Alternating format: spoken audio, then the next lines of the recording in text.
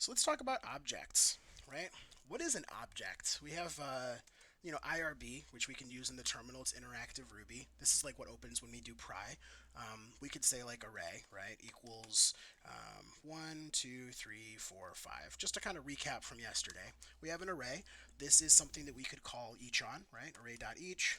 And every time we say do, we could also say an open curly brace. So if we have a single line each loop, we can just do open close instead of do end.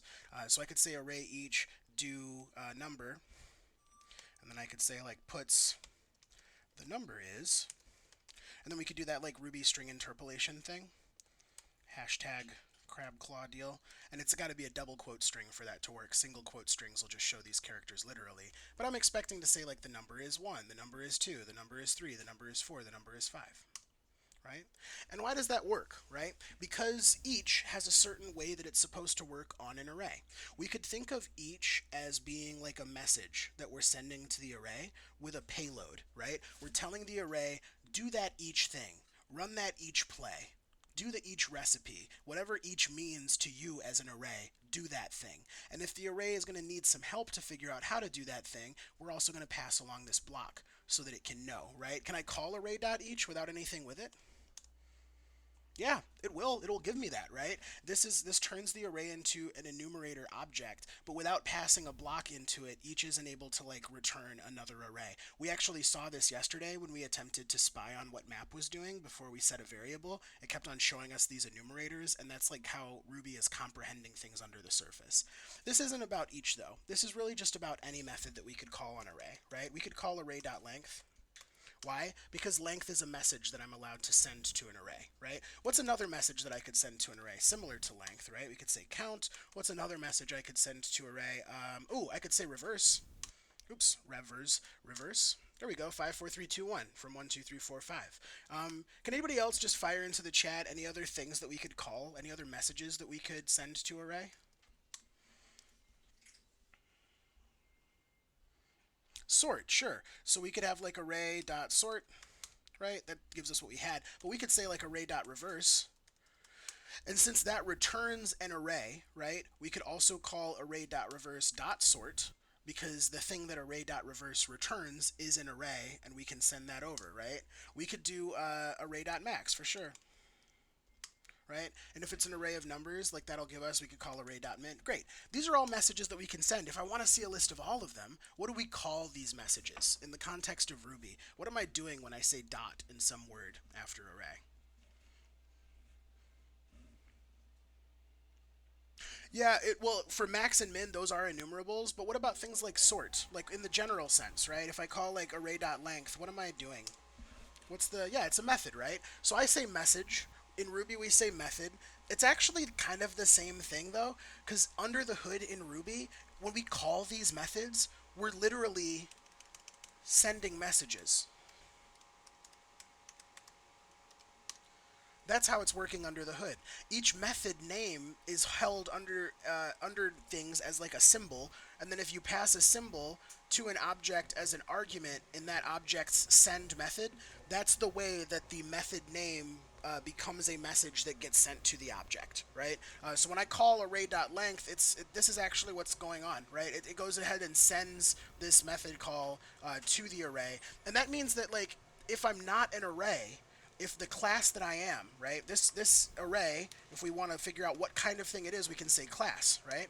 And so capital A, this refers to a type of thing in Ruby, like literally a class. A class could be thought of as like a factory for creating members of that class. You could also think of a class as a blueprint for the abstract steps that any member of that class will have to carry out when it runs a method, right? We define methods inside of classes. Somewhere there's a specification where Ruby has defined class array.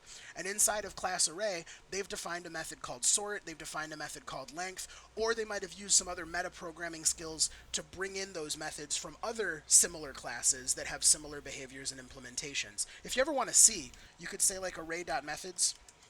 You'll get this whole array of all of the symbols that can be sent to this kind of object, right? If I have like hello, that's a string, right? So if I want to know what a string can do, I could call hello.methods, right? And this is great because Ruby gives me all sorts of built-in things I can do. I can turn a string into a hex. I can do it in like octal, like I think that's a base conversion thing for the characters. I don't even know what a grapheme cluster is. I've never used this method in my life, but what a fun-looking one, right? I think I've definitely used greater than or less than because you could. I don't know if you knew that, but you can do like is A greater than or less than B. A is actually greater than B, and that's a fun, tricky one because lowercase letters come after uppercase letters when we put them into the alphabet. But there's all these methods that we can call on things, but they're not always the methods that we want to call, right? Sometimes I'm trying to code for somebody, like I said yesterday, they have a bakery. They need to represent a bakery. So I have this challenge of, can I represent a bakery in code? Could I do that with just arrays and strings? I probably could. Could I do that with like maybe add some integers and hashes in? Yes, I absolutely could use all of Ruby's built-in data things, strings, arrays, hashes, etc. to get my work done. But I might also decide that I want to use Ruby to build literally a bakery, right? I want to come up with a new kind of custom class, something that's not array, something that's not string, something that's not hash, right? I can say hash, right? I could say hash. By the way, if you do a class name in Ruby with the capital letter and you call a class on it, oops, sorry, I'm not an IRB, my bad. Hash dot class. The class of a class is class, which is kind of weird. But the class of any given instance is its class name. So this is one hash, right? It's not the concept of hashness. This is one specific hash. If we call class on this, we see that that is an instance of hash. So we have two scopes immediately that we need to think about that we've already been thinking about really, right? Every time we create an array, we could also have said we were creating an instance of the array class, right? When I wrote out hello, I was technically instantiating a new member of the string class, right? This is a member of the hash class, right? If we say like for.class, that's a for is an instance of integer. If I say 4.5 dot class, that's an instance of float, right? And so with floats, I got to be careful to make sure that my dot is being read the way I want it to. So I used parentheses there just in case. But we have these individual things that carry information that we care about, like what's the value of a number, what are keys and values inside of a hash, what are the characters inside of a string, what are the values inside of an array. And we could think of each of these instances of classes as carrying some sort of state, right? What do you know about? And we could think about the methods that we can call on these instances. What kind of behavior can you do with that state? So today we're going to talk about object-oriented Ruby, which is basically the art of creating analogs to real-world things in code by thinking of everything in your code as an object. An object has two things, like I said. It has some state, some information that it knows about. It has some behavior. It has some methods that it can carry out with that information. And we have some other stuff that we're going to cover today. We're going to talk about, we kind of have talked about what object is in the programming domain just now. We've talked about sending messages and how that's like analogous to calling methods on something. We've started to inspect that, like, there's certain things, by the way. Can I call like 4.5.reverse like I could on an array? I cannot, right? Not every message is sendable to every kind of object because we want to have some kind of organization, right? I don't want to have every possible method callable on every possible thing because then I have to control for a lot of bugs and edge cases that I might not even be concerned about. I really want to make sure that all of my stuff is organized so that, like, I would only be calling reverse on something that's reversible, that I'd only be calling length on something I could call length on, that I'd only be calling like to string on something that is string convertible in some way. By the way, I don't know if you knew this, but like most things are convertible to strings. Is a hash convertible to a string? Yeah, it is. It just turns it into like that version of a hash. What if we had like a key and a value in here? Name is Duke, 2s. Check that out. It escapes my quote characters in here. So it literally just makes a string version of the hash that I put in. Notice that they do a hash rocket and they specify that the key is a symbol for me. And I think this is so that I could maybe reconvert this back to a hash. Anyways, I'm not going to talk about these objects that are already here anymore. We're going to create a new class. Right? We're going to make something that didn't exist before this morning. We already had arrays, we had hashes, that's fine. We can always look up those documents and figure them out. We're going to create a new class. We're going to instantiate a new instance of a class. So just like there's a class array, and we can make a new array by like doing square brackets, or, I don't know, you could even call like array.new, by the way, right? We could also call hash.new. We could call string.new, right?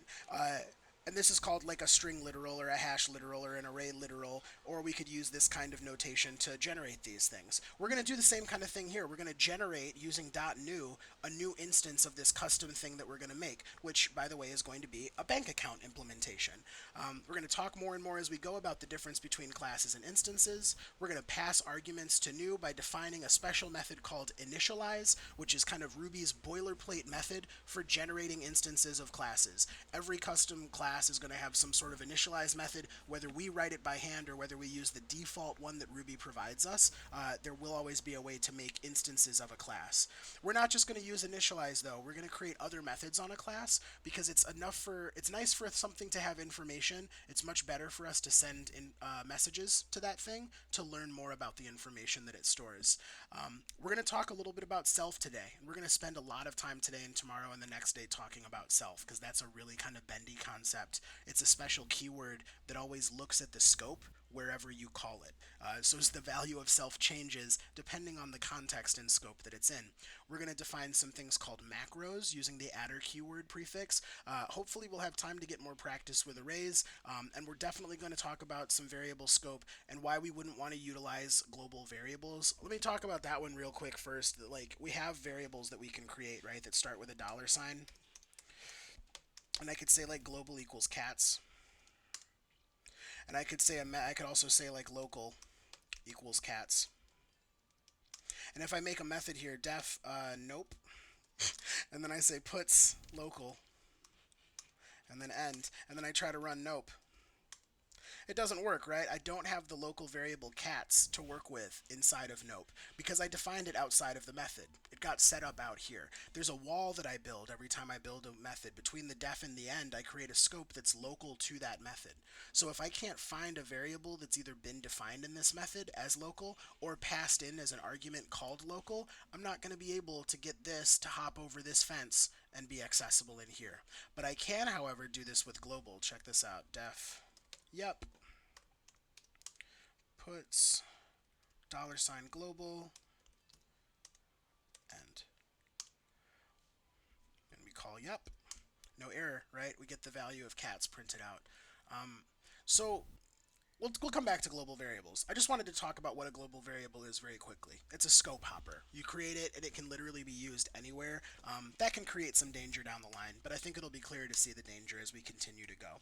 There's no test here to run. I've just got a file called account.rb, and this is where sometimes this week gets really scary, like right on day 2 for people, because you will have labs to guide you, but even as we did pre-work, we saw that there were a lot of different ways to maybe arrive at right answers, but kind of one right answer in a lot of pre-work. Now we're kind of flipping it. There are a lot of different right answers out there, but there are certain design principles that we want to universally follow as we arrive to those right answers. So this is a little bit less left brain maybe and a little bit more right brain kind of thinking, but we're going to keep it banked to try to keep it balanced. So here's the deliverables that we're going to build today as we explore object orientation. We could think of a hash representing a bank account with 2 keys for a user ID, right, and for a balance.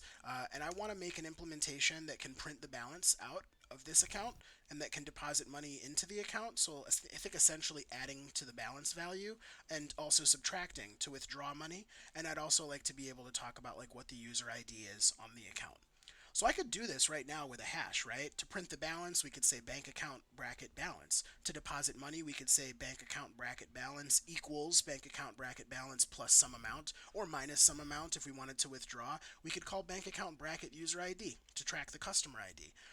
So maybe I could just use a hash for this, right? But what if later on this needed to grow? What if I needed to handle things like transfers? What if I needed to deal with things like addresses and currency conversion and interest calculation, right? What if the bank had branding and I wanted to display like signage based on the current location of the bank and like hook into some other models so that I could like really build a full-fledged banking app? You know, I might be able to start naively with a hash, but pretty quickly I'm going to want to create a space that I have more control over than something that always has to follow the rules of a Ruby hash. Today I'd like to try to make my own rules. So the first thing we need to do is make the class bank account. And the second thing we need to do is immediately get connected to our code so that we don't just get stuck writing blueprints and forget where the rubber meets the road. So I'm going to say class account. and I'm going to end. And this is a class. This is all you need to do to define a class in Ruby. And so my code has now changed, and I could go ahead and try to run this code. We could do a pry session in here perhaps to examine what's happening with this. So I'll say require pry, as we need to do, and then we'll do a binding.pry right at the end of the class definition. I believe after a binding.pry we usually need to like express some sort of value just to make sure that we catch into that. I think Nick pointed that out the other day too. So I'm going to try running this by going into the terminal and typing ruby space and then the file that I want to run. Tab autofill is definitely in play here, so use that liberally. We run this, we're in binding.pry, great. So what have I done by creating class account, right? Can I call on something called account? I can, right? What is capital A account? Every time I see a capital A word in Ruby, like in this context, we can be assured that we're looking at a class, right? So the class account, this is responsible for creating instances of account, right? We have the class, which is the factory, the blueprint, the plan of things, the kind of abstract space where we declare what it means to be an account, right?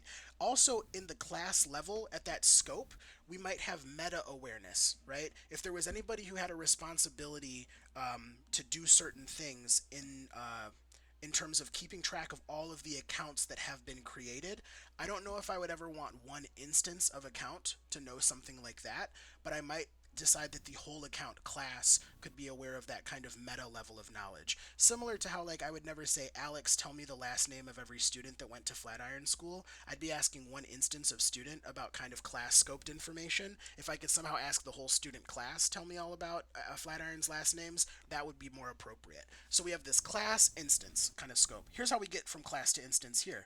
We call account.new just like we did with array and hash. And this gives us something. This shows us that we've got a Ruby custom object. This is how a Ruby custom object expresses itself as a string. This is not the full reality of the object. It's like a printout of it. It doesn't tell me everything about what it can do, but it tells me a couple of things. First of all, it tells me I have a custom object because it opens with the hashtag openwaka. Sometimes people call this an angle brace. I call it a waka because it looks like Pac-Man's mouth. It's a class account instance, right? So it's an instance of the class account. We can see that in the first piece. And then right here we have, basically this is an encrypted number representing the exact spot in Ruby's local memory where this object is being stored right now. There's another cool trick in IRB. So if I say like account equals account.new, I could take another, notice every time I call account.new I get a different value here because it is creating different instances of account. Same blueprint, it's just creating different copies. And the last thing I'll talk about before we move on with this kind of notation is that if you're in IRB and you call something and you realize that you forgot to assign it to a variable and you really wish that you did, you can use the underscore to return the very last thing that was done. And so if we put that together, if I call something and go, I really wanted that one, 11F8, to be a variable, I could say like 11F8 equals underscore, and that's going to return the last account that I created. And so if I want to talk about it, I can go and get it again.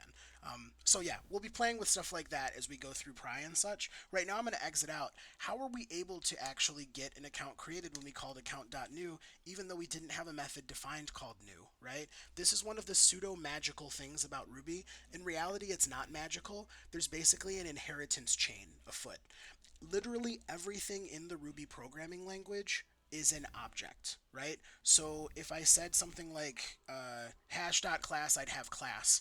And if I said like class.class, I'd see that I'm like still in a class scope. But there's also this idea of an object that we're in right now. This space here, open space outside of a class definition, is what we call the main object space, right? It's the main space in Ruby, and Ruby actually creates an object that has its own information and its own behaviors to store all of the work that we need to do. Since everything in Ruby is an object, whenever we define a class in Ruby, we're actually defining something that implicitly inherits from that prototypical Ruby object. And every single Ruby object in Ruby has a method called initialize. Whether we decide to use the default initialize or not is up to us. This is similar to how like before we used RVM yesterday in our system setup, you might have had to use sudo to try to install a gem, right? But if you could redefine how Ruby needs to be on your system for you, then you can have a lot more control over like what version you have and what gems you have. Similarly, I want to have control about how an account gets created. I don't want to just leave it up to however .new is supposed to be working right now, because I can't really tell anything about this account. So the first thing that we always do after defining a class is that we figure out how to initialize instances of that class. And this is how the initialize method looks. It's got 4 i's in it. And generally, the initialize method will run in order to set certain kinds of variables, right? And we call these variables instance variables. They're going to start with an @ symbol. And so, for example, if I have an instance variable for user ID, this is going to give me a special kind of value. So let's play with this. I'm going to say user ID equals 1. And I'm going to do something else. I'm going to say something like local ID equals 2. And we're going to initialize and set these 2 variables. And then I'm going to have another method called introspect, just to see about how those variables are going. And in this method, I'm going to attempt to puts at user ID, even though I'm not in the same method where that was defined. And I'm also going to attempt to puts local ID, even though I'm not in the same method where that was defined. And we'll see if we can detect a difference between the two. But in order for us to detect this difference, we're going to have to figure out how to call this method. And that's the thing I want to keep coming back to. Anytime we're defining something in a class, we need to be really obsessive about how are we going to test that immediately. How quickly can we let Ruby see what's going on? So yeah, if you called class.methods new, yeah, so this is a tricky thing with a class, right? Let's try this. Account, let's go into IRB. Let's pry it up. Yeah. Call account.new. Yeah, so is new a class method on account? Let's see, account.methods. You can sort the array too. We saw that, since any array can be sorted, as we saw at the very beginning of this, if account.methods is an array, we can also call .sort on that array. Then we go down. Do we have new on the class? Sure enough, do. Yeah. We wouldn't be able to call it, right, if it wasn't like detected as something that we could call. So what's interesting is that account.new is actually a class method, is it not? Right? We're calling this method, we're sending this message not to one individual account, but we're sending it to the whole account class. And this is where it really starts to feel like a factory to me, right? Because what comes out of this class method new is one instance of account. Oh, let's catch that, by the way. 1 equals underscore. So now I've got access to this thing called 1.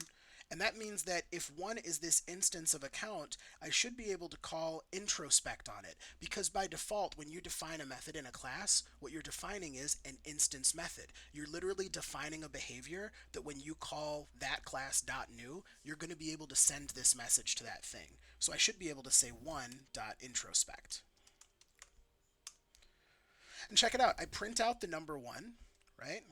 And that's the value of @user_ID, and then I get this error, undefined local variable or method local ID. And this is to show that an instance variable stays with the whole instance of the class and can move between method to method, right, within that instance. But a local variable is still bound to the same scope restrictions that we saw in IRB a few minutes ago. So I'm not really going to set local variables. I'm just going to really set instance variables. And how about this? Instead of like introspect, I might have like a say hello, or maybe info. How about that? And then I could do puts I have the ID, and then I could fill in user ID, kind of make this a little bit more friendly to the eye. And I see that question. Let's take a look. Yeah, what happens if you do 1.initialize? That's a great question. Yeah, let's try it out. 1.initialize. It doesn't work. It's a private method called for the account. So the way that initialize is set up, it's designed to only happen as that first instance gets created. It's not designed to be revisited. So table of contents is kind of the theme here, that like we're getting started in initialize, but we don't tend to come back there once we get deeply into things. Very, very good question. Yeah, initialize is kind of meant to be a one-way method. It's like I think of it as a factory conveyor belt that takes the new machine off the line and puts it outside of the building, and we're not going to take that machine back into the building to rebuild it. If we want to modify that machine, we need to have other ways to do it. So that means that if we wanted to change the user ID on an account, right, how could we do that? What if we tried this? What if we said def update ID, and we took in a new ID, right? Why not? And then I could say like @user ID equals new ID. Let's play with that. Let's see. Let's see what happens. The nice thing about okay, and I'm going to talk about a feedback loop real quick. I'm constantly trying to have the shortest feedback loop possible when I'm coding. How little code can I write, and how fast can I go and prove that what I've written does something that I think it's going to do? It's so important that for every year that you've been coding, you only write one line of code before testing if it works. And I'll give you one line of code for free in your 0th year, because programmers start counting at 0, and that's confusing. But trust me here, you don't want to get into a place that you're writing 15 lines of code and maybe writing 15 bugs, and then have to do 5 debugs to figure out where your core assumption was wrong. So I keep my bytes nice and small, and I do this intentionally, and it's taken me a long time to develop a feedback loop that I feel comfortable with, and it's because I've constantly been trying to focus on it. So something to focus on. It's a good learning skill. Anyways, let's hop in and see how this is working. So we run Ruby account. That gets us into binding.pry. The thing that I just wrote was this update ID. So I could be, you know what? Let's even quicken the feedback loop even more. If I'm always calling account.new, let's create an account to play with. So I'm going to say ACCT equals account.new. We're going to shout out to Douglas Adams and pass in 42. Here's the thing I'd like to do. I want to pass in 42 here. Nah, I'm going to do that later. We're just going to do account.new, and then I'll have account. Because I don't think if I passed in 42, I'd get an argument error, right? My initialize method isn't waiting for arguments, so I wouldn't want to pass it one. Let's try that, by the way. Account.new 42. Yeah, wrong number of arguments. I can't pass in an argument to initialize because initialize isn't waiting for one, right? So yeah, we have this other account though that we did create. ACCT has the user ID of 1. Let's talk about info, acct.info, because that's one change we made. I have the ID 1. Great. Let's try acct.updateID. Another argument error, right? So whenever you see an error like this, you have to kind of look at the method definition and how it's defined, and you have to make sure that you know what you called your method on. So I called updateID on account.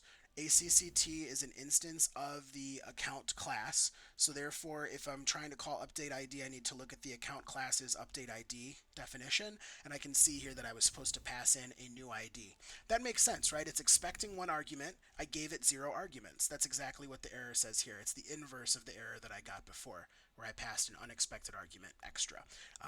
Cool. So let's try this again. Let's update the ID to 42. And now we'll call account.info.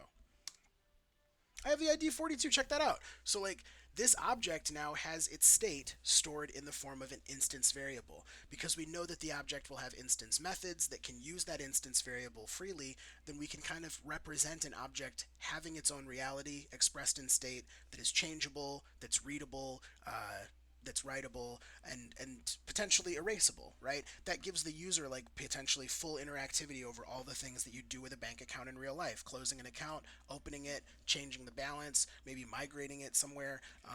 Yeah, so that's kind of nice. Let's talk about a conventional way to do something like this. If I needed to change a user ID like this, another way I might do this is to say user ID. This is a cool Ruby trick.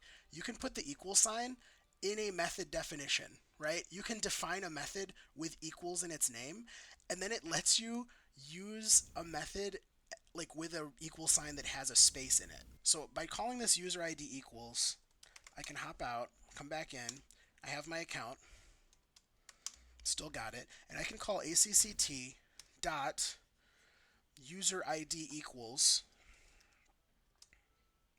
and I can pass in 42, right? That works, but this also works. In Ruby, we call this syntactic sugar. Ruby is built for us to be able to joyfully code and enjoy the syntax that we write. I like that I have this method that when I call the method, I can say account.userid almost as though I'm thinking about user ID as like a readable attribute. And then I have this readable attribute and I'm setting it to a different value with the equal sign. Now under the hood, right, I know that this requires a method called user ID equals, and I can't really put a space here like I would out here. You can watch even the color changed, right? That should be a little bit of ominous foreshadowing for us. It's a syntax error. Unexpected equal sign, right? So it didn't expect an equal sign on this line unless it was tied to the method name directly. And also, if you're going to do an equal sign method, right, and you don't have an argument, then what's somebody going to put on the right hand side of the equal sign when they call the method? So this is what we'd call like a Ruby convention of syntax, where we have a method name that has an equal sign at the end of it that takes an argument, and then the intention is to change an instance variable that matches the name of the method, right? So let's add another instance variable. We have balance in a bank account, right? Bank account will start with $100. We could also let's read the balance. Let's have a method to do that. Def balance. How could I fill this method out to have it display the balance of the current bank account? What would I have to put in here on line 11?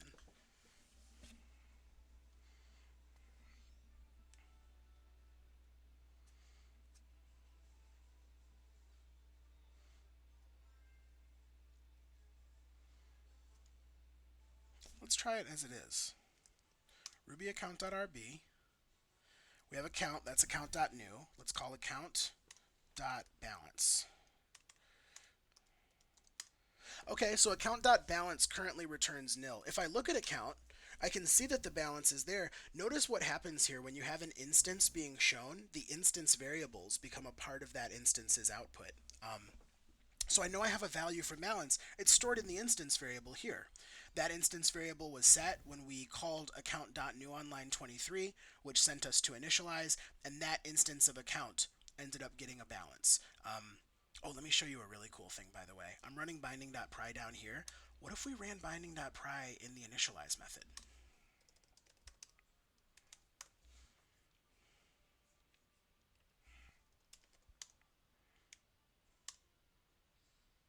So I'm in initialize, right? I have binding.pry. I could look at these values. I could say at user ID from here, and we can see 1. I could say at balance, and I can see 100. Does anybody know what I could write that's going to give me this, or something like it? It's a special keyword. It's a mirror, essentially.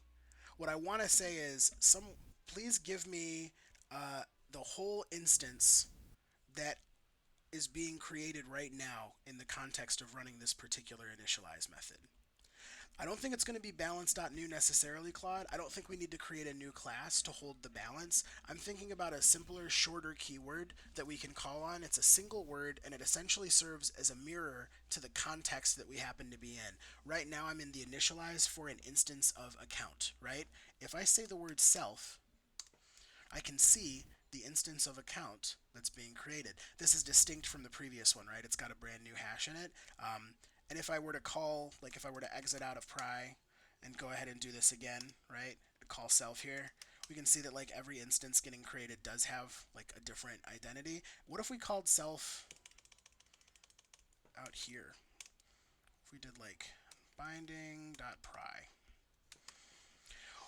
If I call self inside of an instance method in a class, I see that instance. If I'm in a class, but I'm outside of the instance method, does anybody have a guess on what would print out if I called self in this binding.pry? Let's try this again. So we're here, right? We're not in an instance method. We're in the class definition. Any guesses on when I type self, what I might see? We talked about the main object, right? Yeah, what is binding.pry sitting inside of? Think about the walls that are holding binding.pry in. What's the next wall that encases binding.pry right now? Is it the file, or do we have something else? It's just account, right? So check this out. We're in the account class, but we're not in an instance method. So when you declare self outside of a method body, then you're in a class, and so self points back at that class. This is basically a mirror. It's always going to tell you the truth of the room that it's in. It's going to reflect the context of the scope where you call it. This will come into play in a second. I just wanted to talk about this though because if I can see an instance as it's being created, right, then I could totally have seen that like within initialize, we saw that that instance did have that balance right there. So let's pivot back to this. We had this balance method that we were trying to create to return some value for the balance.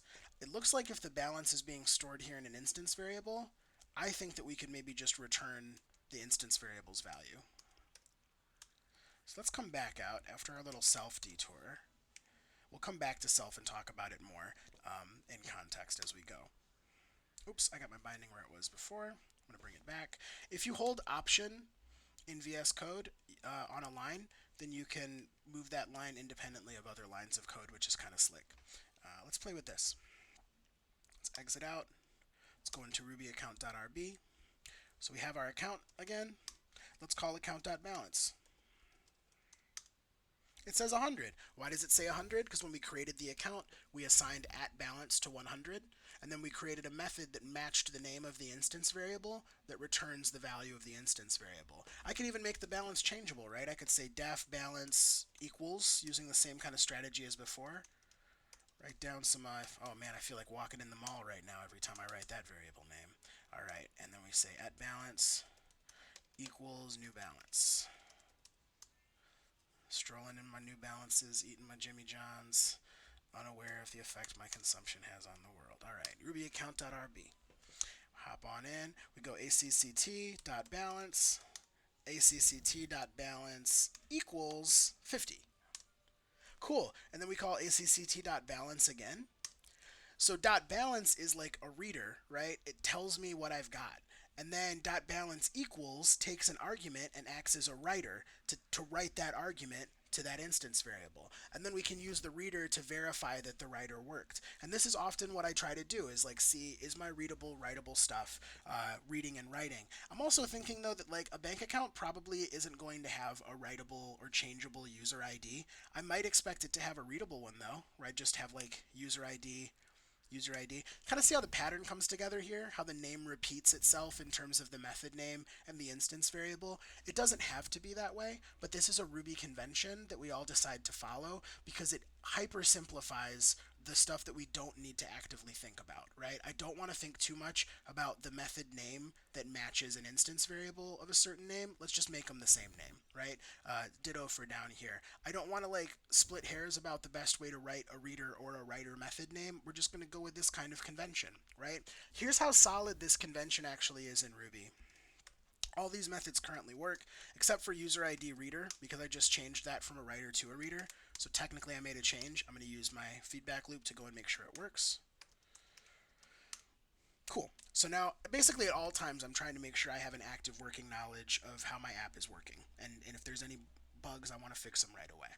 So right now, it doesn't seem like there's bugs. I have a user ID, I have my readable, writable balance. We could even call like account.methods.sort, and we could see that the instance of account does inherit all sorts of stuff from that prototypical Ruby object, right? But it now also holds on to these instance methods that we've given it, which is kind of cool. I think that's really nice. And by the way, like I could even if I wanted to, I could go in here and I could like redefine what clone means. They call this monkey patching to take like a actually, monkey patching is when you take an existing class, that like a string or array, and you rewrite its behavior. But I can overwrite a standard method definition, not just initialize, right? I can overwrite clone. I could overwrite what equal means. I could even overwrite what an account's double equal sign means, right? Just totally breaking what double equal is. Maybe the account has a different way to check equality. Maybe the account needs to know if just the balance and the user ID are the same. But we don't need to care about other types of equality for those objects. So this stuff here, let's talk about this in terms of the README. As we've just been playing around in a bank account, we've, I think, inadvertently gotten some things working. We can print the balance of the account, right? We can keep track of the customer ID of the account. We're actually halfway done with our deliverables, and I'm going to reorder these in terms of difficulty. We need deposit and withdrawal next, but before we do that, I'd like to refactor some of this code. And before I even refactor, I want to take time to answer any questions that anybody has about where we are so far, because today can be a real brain cooker of a day, and tomorrow is no easier. So any questions that you have, let's ask them now. Let's see if we can get more understanding or more clarity on anything that I've talked about.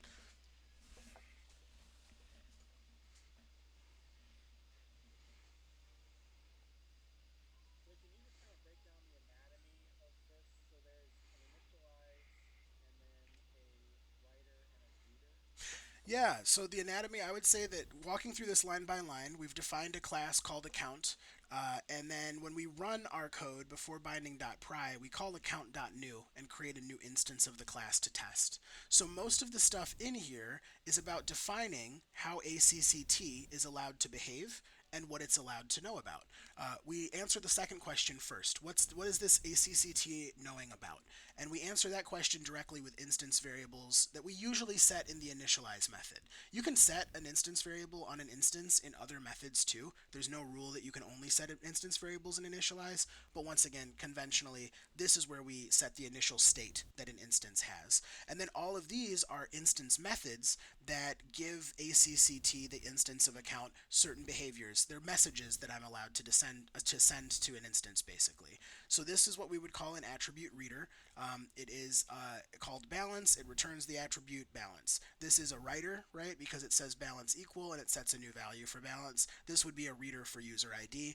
This is just a custom method for me to talk about the status of the account in one shot. So now I could say I have the ID, user ID. Oops, that's not what I wanted to do. I have the ID of user ID and a balance of, whatever balance is.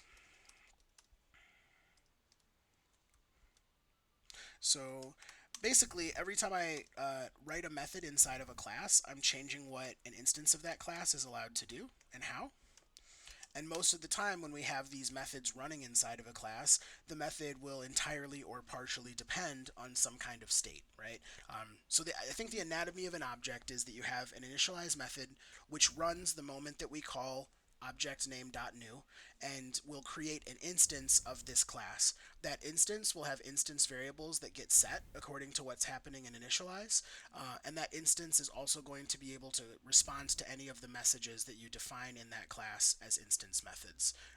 These aren't the only kind of ways that we can initialize, though, right? I mentioned before, like, that I wanted to maybe create an account with a user ID of 42, right?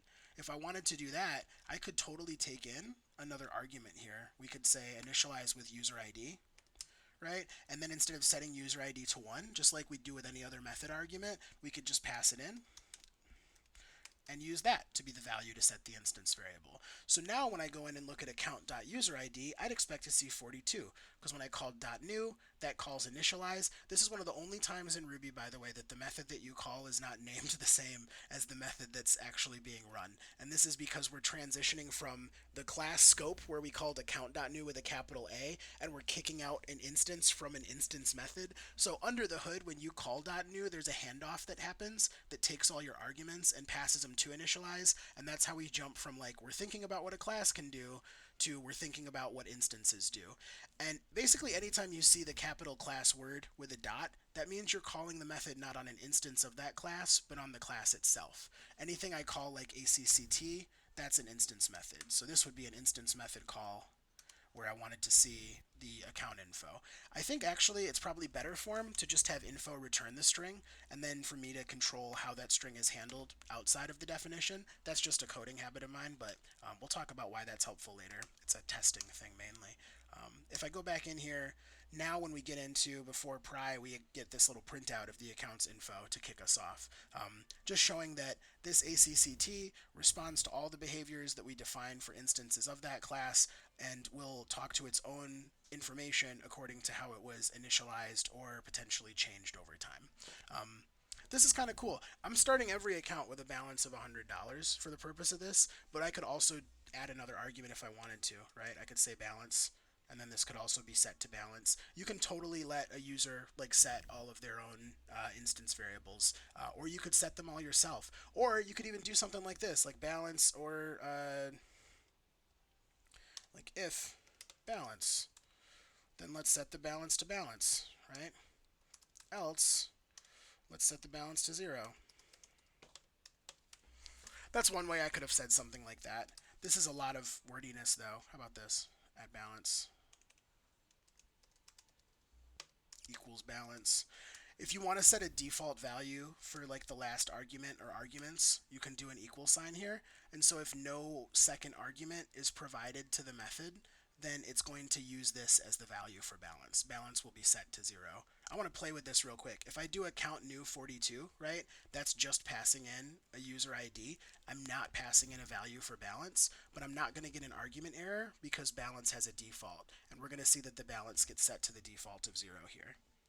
Let's exit out of pry, come back in. Yep, ID 42, balance of 0. So if I wanted the default balance to be 100, I could set that as the default value up here. Balance of 100. And I now have the power to say, like, account2 equals account.new. So I'm calling initialize. And knowing that this is an optional, because it's been defaulted now, but I can still provide the value, then I can say 30 and 1,000. And that will override the default that I set and set that balance instead. This is more just Ruby definition reminder that you can set default values, but in this context of initialize, it's super duper helpful. Kiddo, I think we might be out. I'm gonna make you pancakes for lunch though. Kids looking yeah.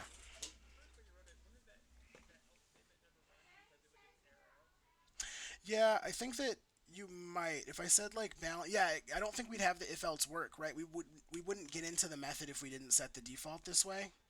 Because if I, yeah, like I could say like if balance, or we could just say puts yay if we have a balance. Let's just do that.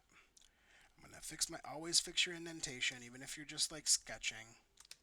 Just do that. We're not, Nick's exactly right. If I pass in the wrong number of arguments, 1 for 2, and I don't have a default set for this second argument, I'm not even going to get into this if at all, because the error is going to happen before I'm in the method body. I'll demonstrate here.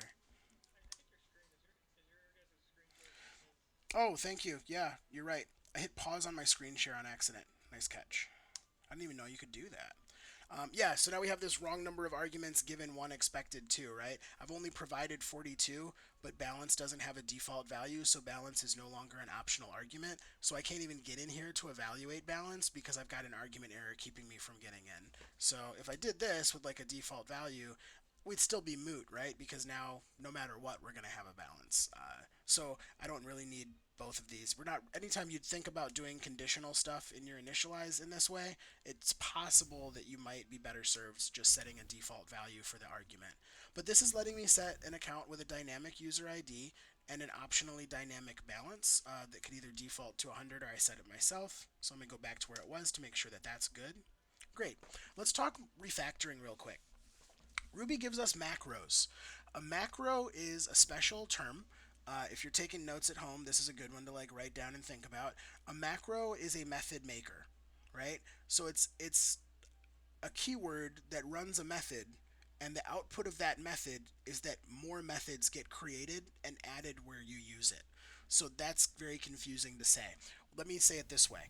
I don't want to say def balance at balance end, def balance equals at balance equals new balance, etc. I don't want to have to repeat this pattern for user ID. I don't want to have to repeat this pattern for every other instance variable that I write. I could feel like eventually the class would be half made up of just these basic reader and writer methods, which I absolutely need, but that don't really distinguish this account from any of the other kind of Ruby classes I might create that have instance variables that need to be read and written. So Ruby realized that there was this need to pare down the amount of space both in your brain and in your code that we give to thinking about how to read and write instance variables. Ruby said, what if there's just a macro that you could write? What if there was just a keyword that you could write to make a readable value for something called user ID, right? What if instead of having this method, I'm going to take it out and demonstrate that it's gone. acct.userid, undefined method user ID. What's the fastest way I can define this? This is it. Adder reader is a Ruby keyword. It acts as a macro. The outcome of putting this here is that this method, literally this method, gets defined in your class. That's all it does. It writes a method so that you don't have to. And this is a very difficult concept because up until now we've had to painstakingly write our methods ourselves. We've had to keep track of all the methods that we write manually and like debug them. But now we're writing some methods that are more boilerplate, and Ruby gives us a way to do them automatically. It's kind of a trip. But no trickery, right? That works exactly the same way it worked before. If we say account.methods.sort.reverse, should get a reverse alpha, and then we could see, yep, sure enough, user ID as a reader is right there in our method list again. It's defined as a method, no tricks up my sleeve. This is just literally under the hood saying, let's define a method that's called this name that knows how to return an instance variable that also matches this name, right? And what if I wanted to have different behavior? What if I wanted to have an adder writer? What if I wanted to replace this? I could simply refer to the word that's shared, right? The word that is my instance variable. Because as long as you have an instance variable that matches the name of your adder reader or adder writer, a method for reading or writing that instance variable will be created correctly. So I can go in here and say cct dot balance equals 333. And then I can call on the account, and we can see that the account has the balance of 333. That balance is still readable as 333. But hey, why not just add balance to my readers? Right? So we can have readability on balance and user ID, writability only on balance. That kind of mimics what we had here in these three methods. And now I can hop out, and I've refactored it such that account can talk about its user ID, it can talk about its balance, and it can reset its balance.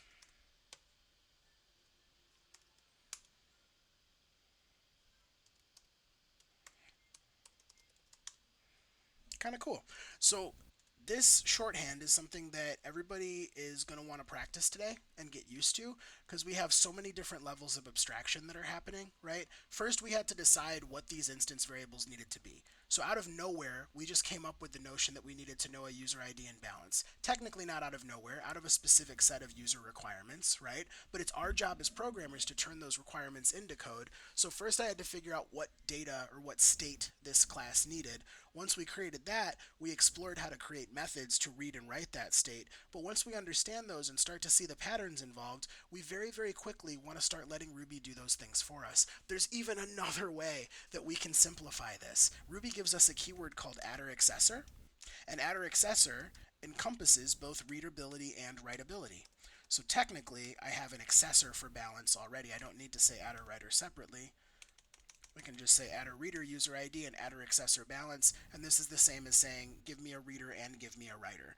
So think about that. We have give me a reader and a writer, which means I first have to know what a reader and a writer is, which means that individually I need to trust that a reader and a writer are going to either read or write instance variables with the matching name, which means I need to also be able to track that that instance variable came from initialize and was named as such at that point. That's a pretty long chain of custody to get to account.info correctly being able to do something like this. Coming back to self now, right? Whichever account is running this info method, I want that instance of accounts user ID, and I want to call a method to get it. And I want that instance of accounts balance, and I want to call a method to get that. Why not? I think it's still going to work based on the rules that we've seen. If I call the method, I get the value out. Why not reuse the method that I only have to define once as opposed to writing the raw data over and over? I think it makes my code more maintainable later on. So now I can say account.info. We get a good info printout. We could say account.balance equals 150. And then we call account.info again, up to get my previous one. And that shows me that I've made that change. This is great, right? I can now take a lot more time to think about the actual behavior of my account on its own terms. I'm going to leave these things here, but I'm going to leave another note that says exact same as lines 4 and 5 above, 0 meaningful differences between the two. Anytime you see adder accessor, that's 2 methods per term that gets passed in. Anytime you see a reader or a writer, that's 1 method per term. Practice counting the methods in your classes. Practice counting these as methods. That's 1, 2, 3, 4, 5 methods that I have defined in my account class right now. Let's define another one. Let's define a method called deposit per the README, right? Deposit is going to need to add an amount to my balance, right? So should deposit take an argument or should it not take an argument? Just quickly polling the room. Let me know in the chat.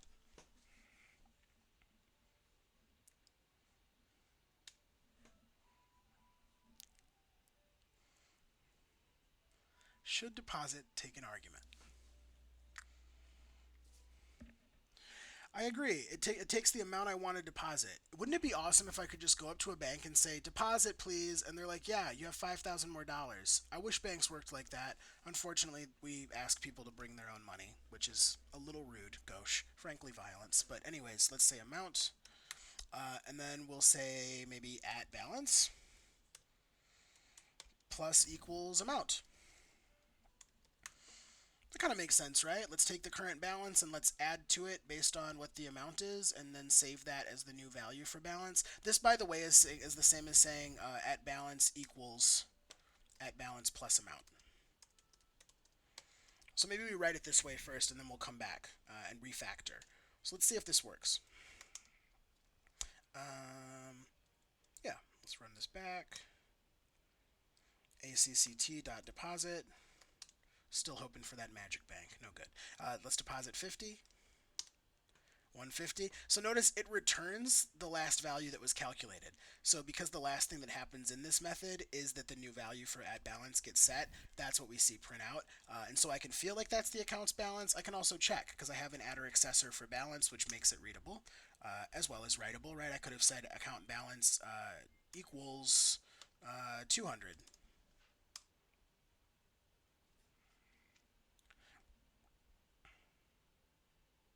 Ah, for sure. Yeah.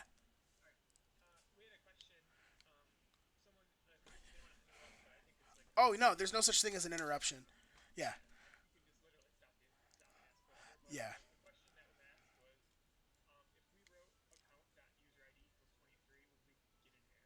Yeah, let's try that out.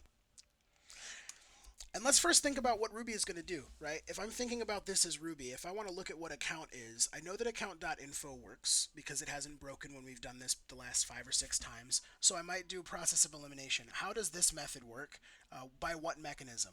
And if I am thinking like Ruby, I know that account is an instance of the account class. So if I want to see everything an account can do, I want to look all in this class. So that's where info is defined. I know that that's how that works. So if I want to say account.userid equals, I feel like there would need to be a method kind of like this one for user ID that's defined, or we'd need to have an adder writer for user ID, or put user ID in the adder accessor space, but I don't see anything that implies writability of user ID like through a method, so I'm expecting a method error, like, or no method error for account. Let's try account.userid, because we did have adder reader, that's readable. What if we set account.userid equals 43? Yeah, and notice that when it says undefined method, it says undefined method user ID equals. So like it's even telling you under the hood that like I don't even see a space in there the way that you did it because the way that you did it, you called it with account dot user ID. The thing that lets Ruby know that you're trying to call an equal sign method is the fact that you're explicitly doing a method call here, right? Because there's no reason I couldn't just do this user ID equals 43. That works because user ID here is just a local variable. That doesn't change anything about account. I just created some random local variable called user ID and Ruby had no problem. It's when I try to tie that to a method call that Ruby starts getting persnickety about, well, what messages am I allowed to send to an instance of account? So yeah, would it be the same to do self.balance equals self.balance plus amount in the deposit method? Let's try that out. I think it would be the same. Self.balance, because we're saying self.balance equals now. I think that's going to do the writer from the accessor. And then if we say self.balance here, that is going to call the reader to give us our current balance plus the amount of change. So that should be the argument that we pass into our writer, right? Another way I might notate this to be clear about where one method ends and the other begins, right? That would be another way that I could mark that down. But I'm gonna leave it like this so that you get used to seeing it how Rubyists look at it. I think this is gonna work for deposit, and this is the refactor I was gonna angle towards anyway. So I'm very excited that we're here. Right? So we have account dot deposit 25. Brilliant, 125. So like that deposit is still working the way that we expect it to. I'm super excited about this. I kind of want to like stretch in and do withdraw. So let's do def withdraw. Any differences between deposit and withdrawal that we need to worry about based on our knowledge of how real world bank accounts work?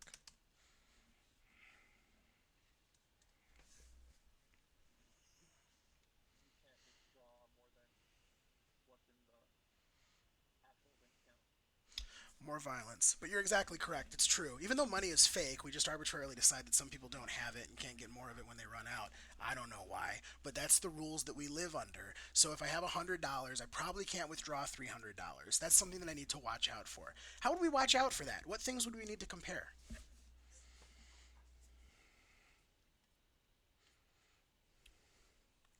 What do we have access to in here?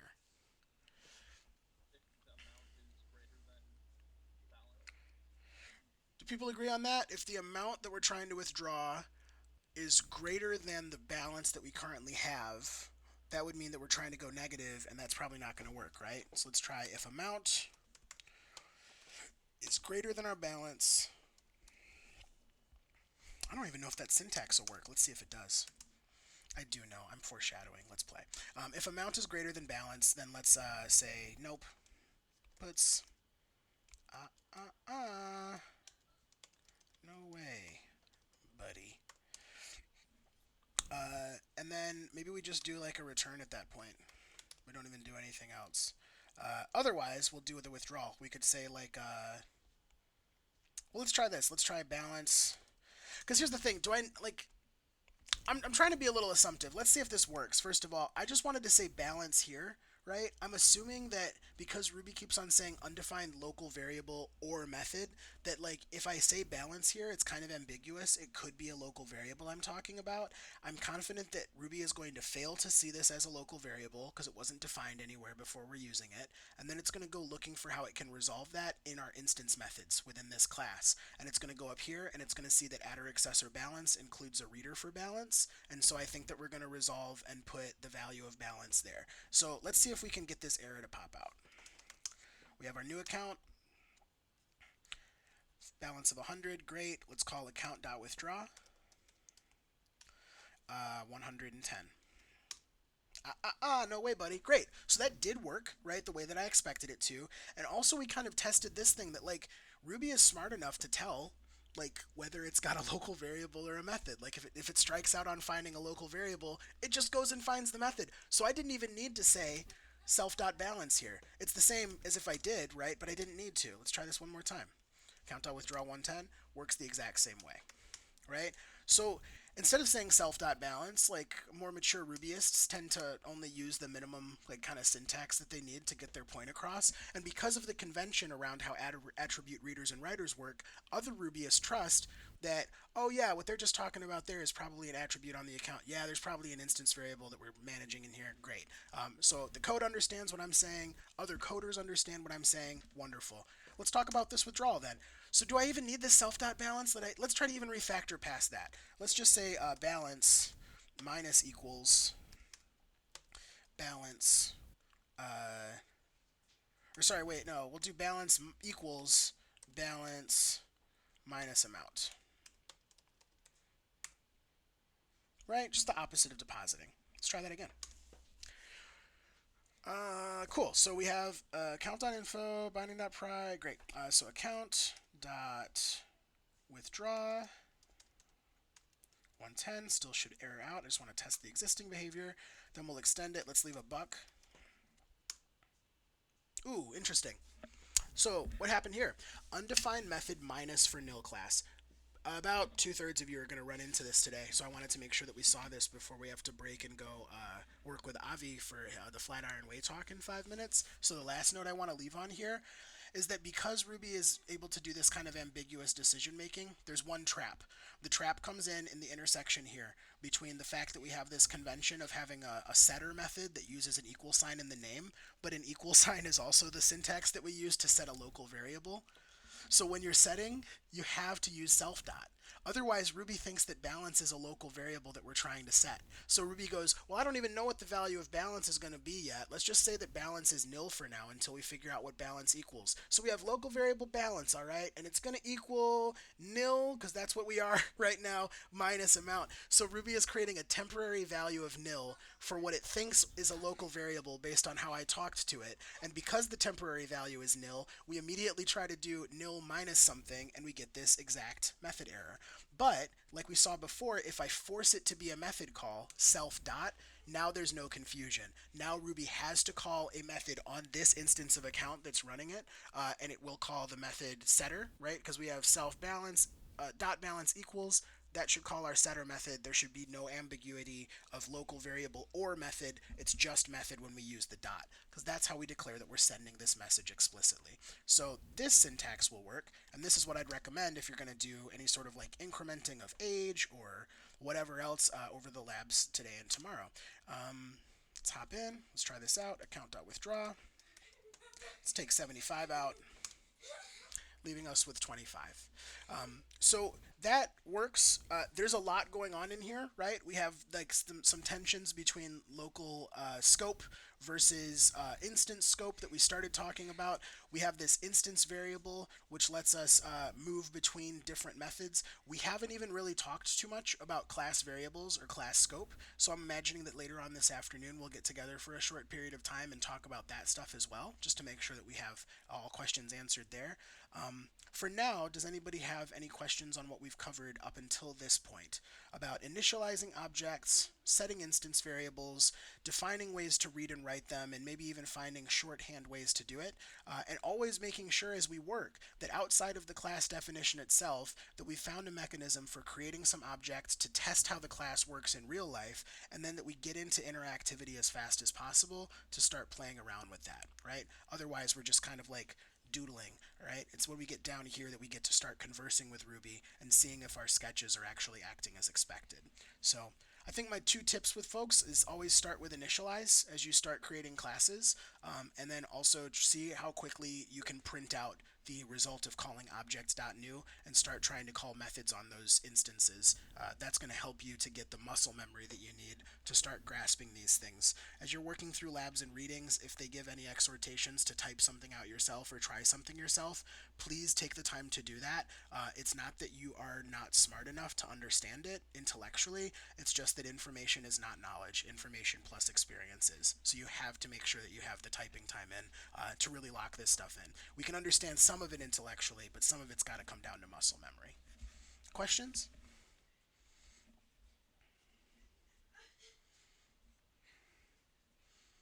Cool, y'all. Thanks so much for joining. The next talk that we